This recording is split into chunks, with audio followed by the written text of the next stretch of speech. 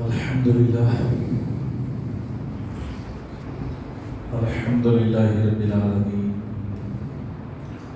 والصلاة والسلام على سيد الأنبياء والمرسلين وعلى آله الطيبين وأصحابه الطاهرين وعلينا معهم يا أرحم الراحمين. أما بعد، أعوذ بالله من الشيطان الرجيم. بسم الله الرحمن الرحيم. وسيعلم الذين ظلموا أي منقلب ينقلبون. صدق الله العظيم. إن الله وملائكته يصلون على النبي يا أيها الذين آمنوا صلوا عليه وسلموا تسليما. اللهم صل على سيدنا وعلى آل سيدنا وأصحاب سيدنا وأزواج سيدنا وعلى محمد وبارك وسلم. صلاة وسلام عليك يا رسول الله صلى الله تعالى عليه وآله وسلم.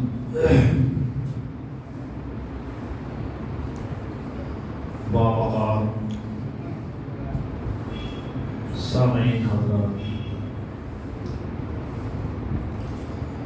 جو باتیں بھی آپ لوگوں کے سماعتوں کے حوالے کی جاتی ہے، اس میں کوئی بات بھی نئی نہیں ہے، سب وہی پرانی باتیں ہیں. لیکن صرف اتنا ہے کہ ہم جو سنتے ہیں نا، ہم کو معلوم نہیں ہے تو وہ ہمارے لیے نئی ہو جائے، کیونکہ ہم کو معلوم نہیں. اور ظلم زمانے سے پنپتا چلا آ رہا ہے اور ہو رہا ہے اللہ کی مخلوق پر. لیکن یہ یاد رکھیں کہ فتح ہمیشہ حق ہی کی ہوتی ہے، باطل کی نہیں ہوتی. وقتی طور سے باطل سر چڑھ کے بولتا نظر آتا ہے، یا تھوڑے وقت کے لیے اس کا روب و دبدبہ ہو جاتا ہے. اور اس میں بھی کیا ہے کہ جن کے دلوں پر اللہ تعالیٰ نے مہر کر دی، ختم اللہ علی قلوبہم، اللہ نے ان کے دلوں پر مہر کر دی، سیل لگا دی. وعلی سمعہم، ان کے کانوں پر بھی سیل لگا دی. وعلی ابصارہم، ان کی آنکھوں پر بھی سیل لگا دی. تو اب یہ یاد رکھیں کہ جن کی آنکھیں، دل، کان سب پر مہر لگا دی گئی، تو اب نہ تو یہ آنکھیں حق دیکھتی ہیں، نہ یہ کان حق سنتے ہیں، نہ دل پر اس کا کوئی اثر ہوتا ہے. حقیقت یہ ہے کہ آنکھیں دیکھتی بھی، کان سنتے بھی، لیکن کیا ہے، نہ دیکھنا نہ سننا. اس کا مطلب یہ ہے کہ کہنے والے کے قول کا کوئی بھی اثر ان پر نہیں ہوتا. اور جب آنکھیں اس کو قبول نہیں کرتی، کان قبول نہیں کرتے، تو دل تک وہ پہنچتا بھی ہے تو دل اس کو واپس کر دیتا ہے، دل بھی قبول نہیں کرتا. کربلا کے واقعے کی طرف ہم دیکھیں. اس واقعے سے ہم کو سبق کیا ملتا ہے، نصیحت کیا ملتی ہے، عبرت کیا ملتی ہے. واقعہ تو ہم نے بارہا سنا ہے، سنتے رہتے ہیں، پڑھتے رہتے ہیں، اور پڑھنا اور سننا بھی چاہیے. کیوں؟ جن سے ہمارا ایمان وابستہ ہے نا، ان پر مصیبتوں کو بیان ہے، ان پر ظلم اٹھائے جانے کا بیان ہے، اور اس کو ہمیں پڑھنا چاہیے، سننا چاہیے. لیکن ہر واقعے کے اندر ایک سبق چھپا ہوا ہوتا ہے، ہر کہانی کے پیچھے ایک سبق ہوتا ہے. کربلا کا واقعہ ہم کو کیا سبق دیتا ہے؟ کون سے سبب ہمارے لیے اس میں موجود ہیں؟ تو سب سے پہلے آپ دیکھیے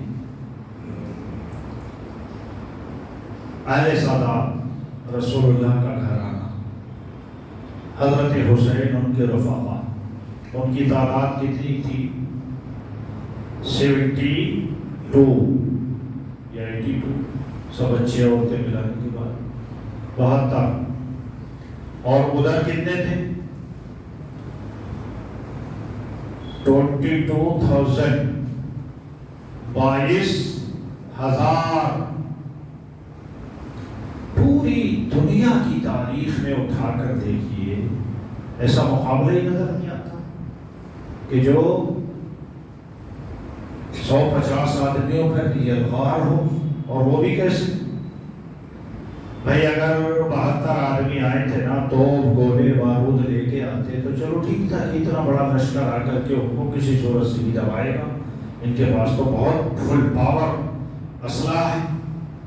ارے ان کے پاس نہ لکڑیاں تھیں، نہ ان کے پاس میں کوئی خاص تلواریں تھیں، نہ مطلب یہ وہ جنگ کا ارادہ لے کر آئے تھے، پھر بھی 22,000۔ اور جب آپ اس کو تقسیم کریں اور دیکھیں تو اہل بیت کا ایک آدمی اور یزید کے 300 آدمی، ایک کے مقابلے میں 300 آدمی آ گئے۔ اچھا، آنے والے کون تھے؟ یہ میں پہلے بھی بتا چکا ہوں آپ کو، اذانیں بھی وہ پڑھتے تھے، نماز بھی پڑھتے تھے، قرآن بھی پڑھتے تھے، حدیث بھی پڑھتے تھے، داڑیاں بھی تھیں، تقریر بھی کرتے تھے، بیان بھی کرتے تھے، سب کچھ تھا۔ لیکن آئے جس کے مقابلے میں رسول اکرم صلی اللہ علیہ وآلہ وسلم کے جگر کو شوق۔ تو اب کربلا کا واقعہ ہم کو کیا سبق دیتا ہے کہ ہر نماز پڑھنے والا، ہر روزہ رکھنے والا، حج و زکوٰۃ ادا کرنے والا، بیان دینے والا، قرآن پڑھنے والا، تبلیغ کرنے والا اور آپ کو نصیحت و واعظ کہنے والا ہر آدمی حق پر نہیں ہوتا ہے۔ کیوں؟ حق پر صرف وہی ہوگا جو مصطفیٰ والوں کا ہوگا، جو رسول اللہ والوں کا ہوگا۔ اور میرے آقا صلی اللہ علیہ وآلہ وسلم نے ارشاد فرمایا ہے، وَتَفْتَقِرُ أُمَّتِي 73 مِلَّةً كُلُّهُمْ فِي النَّارِ إِلَّا مِلَّةً وَاحِدَةً۔ رسول کائنات صلی اللہ علیہ وسلم نے ارشاد فرمایا، میری امت 73 فرقوں میں تقسیم ہو جائے گی،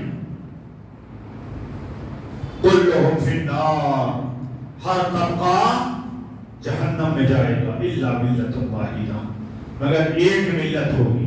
ایک بات سمجھے، تفتقرو، یہ تفتقرو جو ہے یہ لفظ ہے فرقے سے، فرقہ، ایک لفظ ہے فرقہ، ایک لفظ ہے جماعت، اس دونوں کی طرف توجہ کریں، فرقہ اور جماعت۔ فرمایا 73 فرقے ہو جائیں گے، تفتقر امتی علی 73 ملہ، 73 فرقے ہو جائیں گے، کلہم فی النار، سب جہنمی ہے، الا ملۃ واحدہ، بس ایک جماعت ہوگی جو جنتی۔ اس کو فرقہ نہیں کہا، اس کو کیا کہا؟ جماعت، ایک جماعت ہوگی۔ معلوم نہیں ہے یا رسول اللہ صلی اللہ علیہ وآلہ وسلم، یا رسول اللہ وہ کون لوگ ہوں گے؟ وہ کون لوگ ہوں گے؟ مصطفیٰ نے ارشاد فرمایا، ما انا علیہ واصحابی، وہ لوگ ہوں گے جس طریقے پر میں اور میرے صحابہ ہیں۔ وہ طریقہ کیا ہے؟ حسنین کے غم میں مصطفیٰ کے آنسو نکل آنا، حسنین کے سیدہ فاطمہ کے، مولا علی کے، امام حسین و حسن کے غم میں رسول کائنات کا بے چین ہو جانا، اور پھر یہ کہ صحابہ کا بے چین ہو جانا۔ بانا علیہ وآصحابہ، رسول اللہ کا بے چین ہونا کیا ہے؟ رسول کائنات ممبر پر جلوہ کر رہے ہیں، ان کا گھر بھی تو ایسے ہی تھا نا، یہ گھر ہے، یہ ممبر، بازو چھوٹے چھوٹے دونوں بچے وہاں سے نکل کے آئے اور دوڑتے ہوئے آ رہے تھے، جیسے چھوٹا بچہ بھاگتا ہے نا تو ماں باپ کا ڈر ہوتا ہے گر نہ جائے، تو وہ بھی دوڑتے ہوئے آ رہے تھے، خطرہ تھا کہ گر نہ جائے۔ رسول کائنات خطبہ دے رہے تھے، خطبے کے عالم نے ممبر چھوڑا اور جا کر ان دونوں کو کو اٹھا لیا اور رسول اللہ صلی اللہ علیہ وسلم نے فرمایا سچ فرمایا ہے میرے رب نے، تو کیا ہے تمہاری اولاد اور تمہارا مال تمہارے لیے آزمائش، این خطبے کے عالم میں، این نماز کے عالم میں یہ محبت مانا علیہ وآصحابی کہ میں جس طریقے پر ہوں مصطفیٰ کا طریقہ اہل بیت سے محبت کرنا، صحابہ کا طریقہ اہل بیت سے محبت کرنا، ہوتا یہی تھا۔ سیدنا عمر فاروق اور ابو بکر کا بھی دور آیا ہے اور انہوں نے حسنین کریمین کو دیکھا ہے نا، تو ویسے ہی منبر چھوڑ کے وہ بھی اتر آئے مانا علیہ وآصحابی، میرے اور میرے صحابہ کے طریقے پر۔ آج صحابہ کا طریقہ نہیں اپنایا جا رہا ہے، نہ مصطفیٰ کا طریقہ اپنایا جا رہا ہے۔ آج تو حالت یہ بن گئی صحابہ کو گالیاں دی جا رہی ہیں، جو صحابہ ان شہزادوں کو اٹھا کر کاندھوں پہ بٹھاتے تھے، ان کے ناز اٹھاتے تھے، ان کے لیے منبر چھوڑتے تھے، انہی صحابہ کو گالیاں بک رہے ہیں، انہیں کو حق سے اتار رہے ہیں۔ تو یاد رکھیں کربلا کا واقعہ آپ کو یہ سبق دیتا ہے کہ اگر کسی کی مجارٹی ہے تو مجارٹی ہونا حق ثابت نہیں کرتا ہے، حق یہ ثابت کرتا ہے کہ مصطفیٰ والوں سے محبت ہے کہ نہیں، مصطفیٰ والوں سے محبت ہے کہ نہیں۔ اگر محبت ہے تو یقین جانے پھر آپ ایمان والے ہیں، پھر آپ اسلام والے ہیں، قرآن والے ہیں، حدیث والے ہیں، سب کچھ والے ہیں۔ اور اگر نہیں، آپ دیکھیں نا سیدنا حضرت امام اعظم ابو حنیفہ ہمارا امام، فخر کے ساتھ ہم لوگ کہتے ہیں ہمارا امام، جس کی بشارت رسول کائنات صلی اللہ علیہ وآلہ وسلم علیہ۔ سیدنا حضرت امام باقر اور امام جعفر دونوں کی خدمت میں آتے تھے اہل بیت کی۔ میں یہ بتا رہا ہوں کہ واقعہ کربلا ہم کو یہ سبق دیتا ہے کہ اگر ان کے ہو جاؤ تبھی ایمان بنتا ہے۔ اور آ کر کے دوزانوں ہو کے بیٹھتے، کیا ابو حنیفہ کے پاس حدیث نہیں تھی، قرآن نہیں جانتے تھے، فقہ نہیں جانتے تھے، پھر بھی حضرت امام باقر کے بارگاہ میں بھی بیٹھے، حضرت امام جعفر صادق کی بارگاہ میں بیٹھے، اور کیا کہتے ہیں معلوم؟ کہتے ہیں لولا السنتان، کون کہہ رہا ہے؟ حضرت امام اعظم ابو حنیفہ، لولا السنتان لہلک النعمان، اگر وہ 2 سال نہ ہوتے جو اہل بیت کی خدمت میں بیٹھا ہوں تو نعمان ابن ثابت ابو حنیفہ ہلاک ہو جاتا، کچھ بھی باقی نہ رہتا۔ یہ کون سا طریقہ ہے؟ یہ ہمارے بزرگوں کا طریقہ ہے۔ اور دوسرا سبق ایک تو یہ ہے کہ میجارٹی ہونا یہ حق کی نشانی نہیں ہے، کثرت حق کی نشانی نہیں ہے۔ آپ نے دیکھا تھا جنگ بدر ہوئی تھی تو بھی قلت تھی، ارے یار حقانیت میں تو قلت ہی دکھائی دیتی ہے، عالمی قلت دکھائی دیتی، دیکھنے کو نام لینے کو تو مسلمان بے شمار ہے، لیکن حق کے لیے ڈٹ جانے والا کوئی ہوتا ہے، کوئی ہوتا ہے۔ اب ہم دوسرے سبق کی طرف نظر ڈالیں۔ ظالم نے سر کاٹنے کے بعد یہ سمجھا تھا کہ ہماری فتح ہو گئی، اب یہاں سے ہمارا ہی پرچم آگے چلے گا۔ سیدنا حضرت امام حسین کو قتل کر دینے کے بعد یزید کو تو سکون آ جانا چاہیے تھا، تو میں نے اسد دشمن کو جو میرا تھا میں نے قتل کر دیا، اب میرے سامنے سے تو سارے روڑے ہٹ گئے، میری مسئلہ۔ لیکن دیکھو سمجھو جب حضرت امام حسین شہید ہو گئے تو پھر اہل مدینہ، اہل مکہ اور اہل شام، دیگر لوگ سارے کے سارے یزید کی مخالفت میں آ گئے، نفرت کا ایک طوفان بن گیا۔ ایک انسان کے قتل سے نفرت کا ایک عظیم طوفان برپا ہوا۔ اب آ گیا اس عظیم طوفان نے جیسے ہی اپنی طاقت دکھانا چاہی تو یزید نے پھر سے اپنا ظلم مسلط کیا، اس کو معلوم نہیں تھا۔ اللہ فرماتا ہے وَسَيَعْلَمُ الَّذِينَ ظَلَمُوا، سا یعلم الذین، یہ جو مضارع کا صیغہ آتا ہے نا، ہمارا حال ہے نا جیسے اب بول رہے ہیں آنے والا وقت ہے، یہ مضارع کہلاتا ہے. اس پہ سین اگر لے آیا جائے تو کیا معنی ہوتا ہے؟ سیعلم، ان قریب وہ جان لے گا. سیبصر، ان قریب وہ دیکھ لے گا. اللہ فرماتا ہے وَسَيَعْلَمُ الَّذِينَ ظَلَمُوا، ان قریب جان لیں گے وہ لوگ جنہوں نے ظلم کیا ہے. جنہوں نے ظلم کیا ہے ان قریب جان لیں گے. ایام منقلب ينقلبون، کہ وہ کون سی کروٹوں پر لیٹتے ہیں یا پڑھتے ہیں یا ان کو گرا دیا جائے. آپ کروٹیں بدلتے رہے لیکن کیا ہے تکلیف ظلم کی ختم نہیں ہوگی. جو ظلم کرنے والے تھے کتنا ظلم کیا، کتنی دنوں باقی رہا، 3 سال حکومت نہ کر سکا یہ سب. اور اگر کر بھی لیتا تو کیا آخرت بن جاتی. آج تاریخ کو اٹھا کر دیکھیں مروان ابن حکم یا دیگر ان جیسے لوگ جو صحابہ کرام کے دشمن رہے، اہل بیت کے دشمن رہے، ان کو آج لوگوں کی طرف سے لعنت کے علاوہ کچھ ہاتھ نہیں آتا. لعنت ہی لعنت نہیں.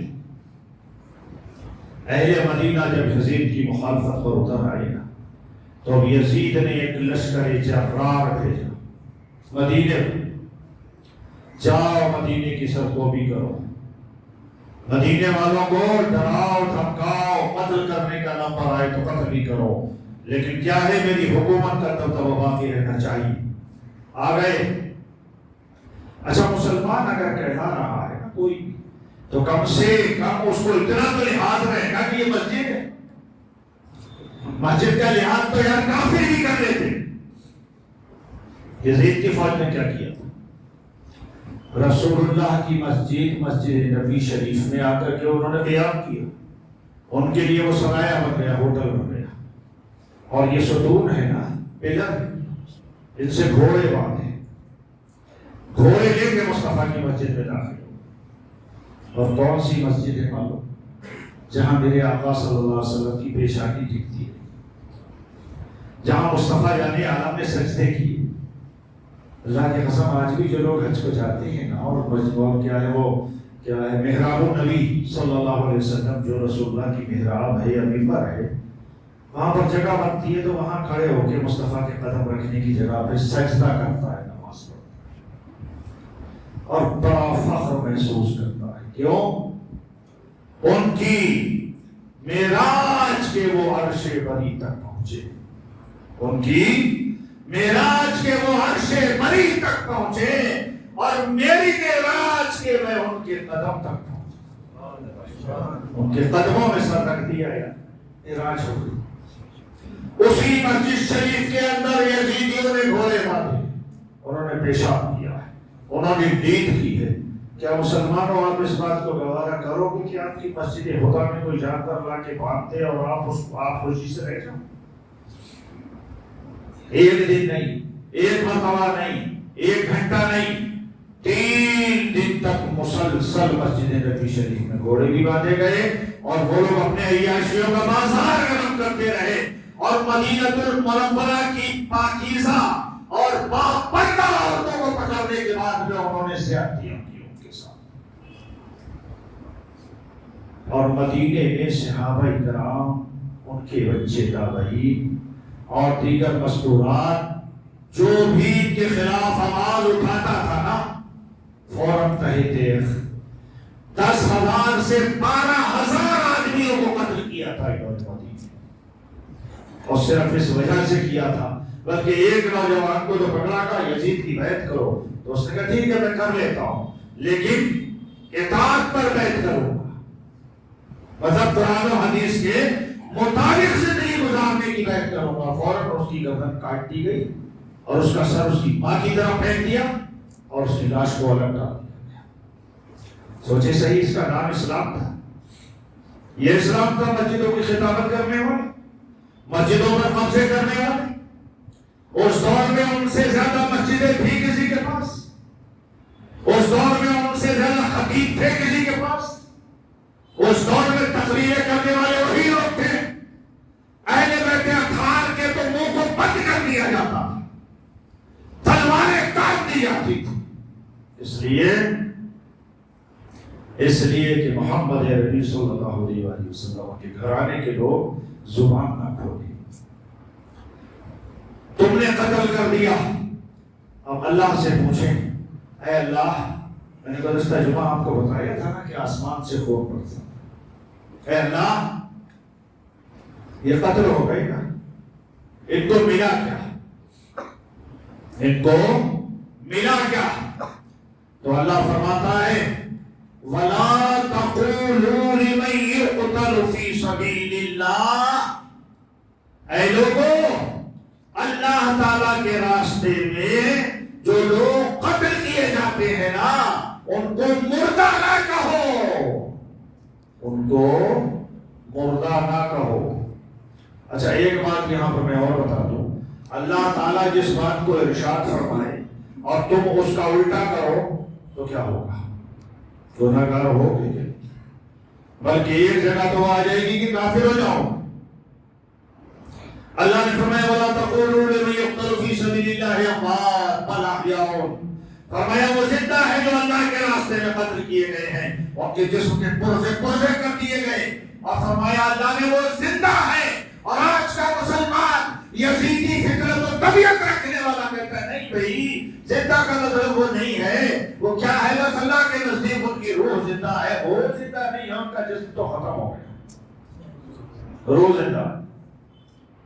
وہ یزیدی فطرت، یزیدی طبیعت، یزیدی مزاج رکھنے والا انسان ہے. میں آپ سے پوچھنا چاہتا ہوں ان کی روح زندہ ہے، کیا کافروں کی روحیں مر جاتی؟ جانوروں کی روحیں مر جاتی؟ آپ نے کیا ہے جو جانور عید قربان میں ذبح کیے، قربان کیے، ان کی روحیں ختم ہو گئی؟ کیا عام مومن یا عام مسلمان ہم تم مرتے ہیں نا تو ہماری تمہاری روحیں مر جاتی؟ ارے روح تو کسی کی مرتی نہیں ہے یار. جب روح کسی کی نہیں مرتی تو شہیدوں کی روح کے تعلق سے کیا کہہ رہے ہو کہ ان کی روحیں زندہ ہے؟ روحیں نہیں، ان کا جسم زندہ ہے. اور وہ جسم بتاتا ہے.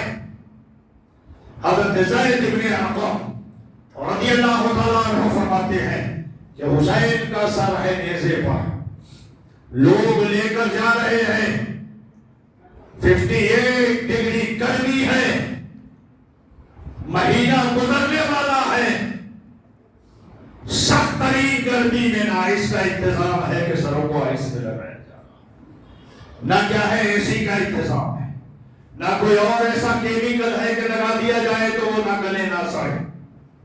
اور 15-20 دن سے اوپر کا عرصہ گزر رہا ہے، حسین کا سر نیزے پہ جا رہا ہے، ایک قاری قرآن پڑھتا ہوا آ رہا ہے اور کہتا ہے اِنَّ أَصْحَابَ الْكَهْفِ وَالرَّقِيمِ كَانُوا مِنْ آيَاتِنَا عَجَبًا، کہ اصحاب کہف اور اصحاب رقیم ہماری نشانیوں میں سے عجیب نشانی. بے قرآن تھا، پڑھ رہا تھا، اچھا تھا، لیکن واقعہ حسین، سر حسین سے جب آواز آئی یہاں سے گلا کٹا ہوا ہے، یہ جو یہ رہتا ہے نا اٹھا ہوا جس کو ٹیٹوڑا بولتے ہیں، نڑخڑا یہاں بولتے ہیں، اس کے نیچے ساؤنڈ باکس ہوتا ہے جو آواز بناتا ہے نا، اس کے نیچے ہوتا ہے، اس کے اوپر نہیں ہوتا ہے. گلا یہاں سے کٹ چکا ہے، ساؤنڈ باکس جو آواز بنانے والا ہے وہ نیچے رہ گیا، اب اس سے اوپر کا سر ہے. آواز تو جب ہی بنی گی نا جب کہ ساؤنڈ باکس ہوگا. حسین کا تو ساؤنڈ باکس نیچے جس پہ رہ گیا ہے. آواز ادھر سے اٹھی ہے قرآن کی، ادھر حضرت حسین کے نیزے پر سر سے آواز آتی ہے قتلی و حملی عجبا. ارے اصحاب کہف اور اصحاب رقیم کی باتیں کرنے والے سن، میرا قتل کیا جانا اور نیزوں پر میرے سر کو اٹھا کر گھمایا جانا اس سے بھی زیادہ عجیب تر ہے، اس سے بھی زیادہ عجیب تر ہے. سوچے صحیح، ارے جسم کے ساتھ ہو تو بولنا کوئی تعجب کی بات نہیں ہے، لیکن جسم سے سروں کا ہٹ جانا اور پھر بولنا تو تو پھر کیا ہے؟ بل احیاء ولکن لا تشعرون. اللہ فرماتا ہے وہ تو زندہ ہیں، تعجب کیا کرتے ہیں؟